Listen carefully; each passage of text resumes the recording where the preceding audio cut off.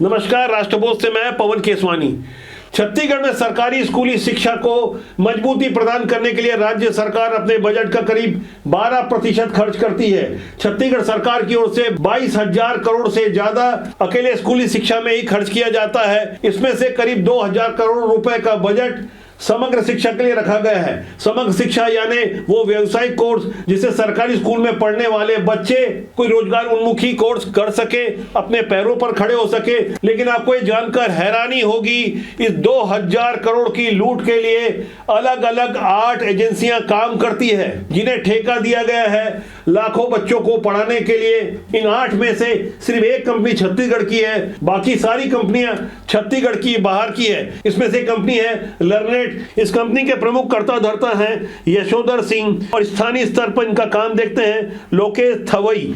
ये लोकेश थवई एक आंदोलन कराते हैं अपने प्राइवेट कर्मचारियों से।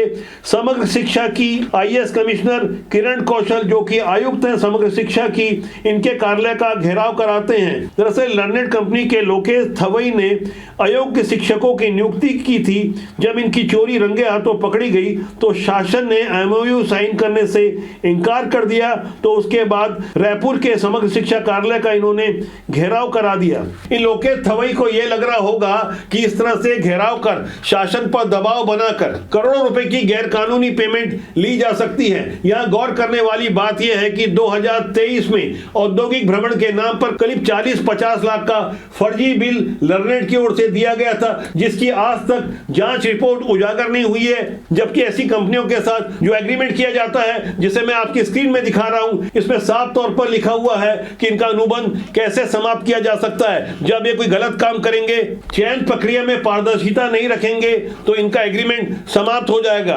बावजूद इनका एग्रीमेंट तो समाप्त नहीं हुआ, उल्टा इन्हें 300 और कर्मचारियों का ठेका मिल गया। पहले से 203 कर्मचारी थे इनके पास और फर्जी बिल का मामला भी लंबित था।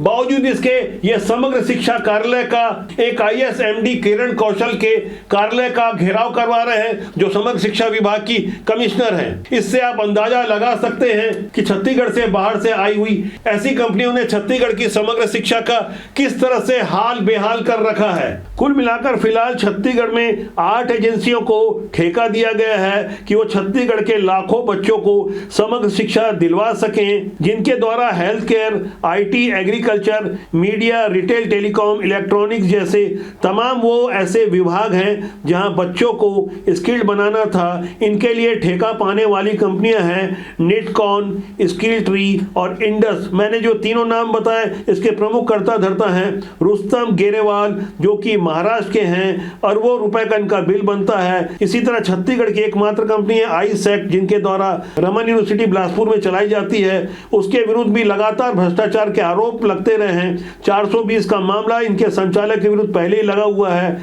इसी तरह लक्ष्य, अपग्रेड और ग्राम तरंग नामक और भी एजेंसियां हैं। इस तरह से कुल मिलाकर 8 एजेंसियां 2,000 करोड़ के समग्र शिक्षा के बजट का बंदरबाट करती रही हैं। समग्र शिक्षा की नई कमिश्नर बनी किरण कौशल के सामने काफी चुनौतियां हैं। इसके पहले संजीव झा के विरुद्ध तमाम आरोप लगते रहे, लेकिन मामला मोटे कमीशन का था, तो किसी तरह ये पद में बने हुए थे। फिलहाल नए शिक्षा मंत्री बने गजेंद्र यादव ने इन्हें इनके पद से हटा दिया है और नई कमिश्नर बनाई गई है किरण कौशल। इनके सामने एक बड़ी चुनौती है कि ये लर्नेट जैसी कंपनी के साथ एमओयू नहीं करें, लेकिन हमारे सूत्रों ने बताया है कि सेक्रेटरी स्तर पर किरण कौशल के ऊपर काफी दबाव है कि ये एन के एन प्रकारेण लर्नेट कंपनी के द्वारा जो अयोग्य टीचरों की भर्ती की गई है, इसके बावजूद लर्नेट के साथ एमओयू साइन कर लें। छत्तीसगढ़ की समग्र शिक्षा के बारे में जानकारी मिली है कि जो 8 अलग अलग एजेंसियां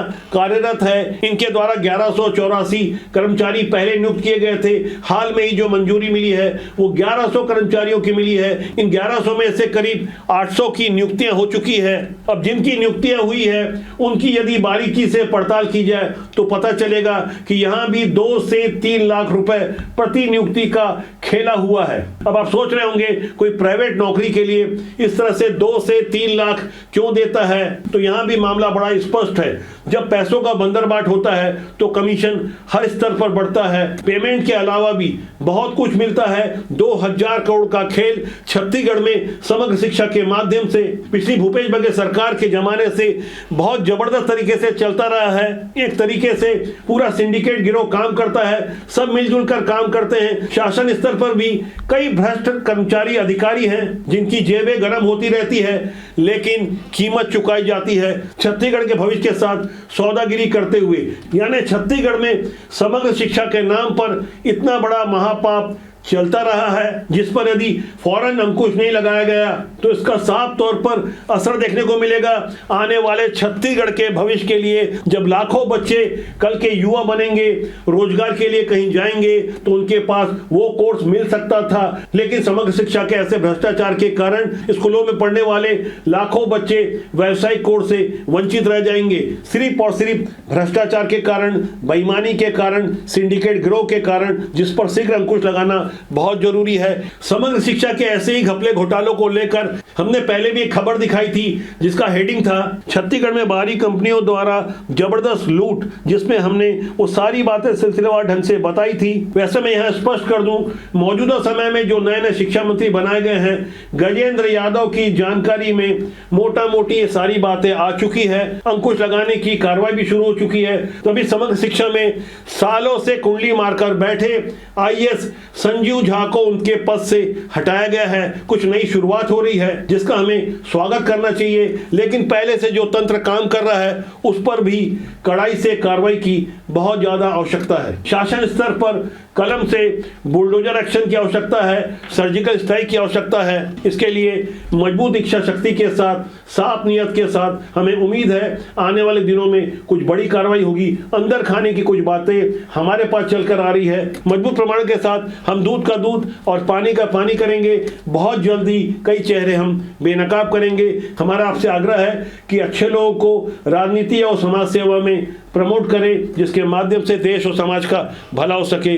राजनीति बुरी नहीं होती, उसमें काम करने लोग अच्छे या बुरे होते हैं। फिलहाल आज के लिए इतना ही। बहुत जल्दी मेरी आपसे फिर मुलाकात होगी। नमस्कार।